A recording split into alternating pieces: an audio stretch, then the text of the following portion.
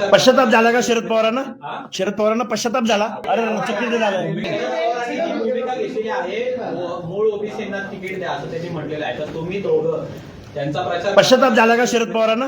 शरद पवारांना पश्चाताप झाला? विषय आहे, त्यांनी जे घोषित केलेलं आहे. पश्चाताप झालाय शरद पवारांना? अरे चुकीचं झालं. कृती, भूमिका आणि कृती पवार साहेबांची. प्रश्न असा आहे, त्यांनी जे म्हटलेलं आहे की मूळ ओबीसींना तिकीट देणार, माणसं उभी करणार, त्यांना तुम्ही पाठिंबा देणार का एवढं सांगा. आम्ही त्यांचं स्वागत करू, पण त्यांच्या एकट्याच्या भूमिकेनं चालणार नाही. पक्षात सर्वपक्षीय लोकांनी ही भूमिका घेतली पाहिजे.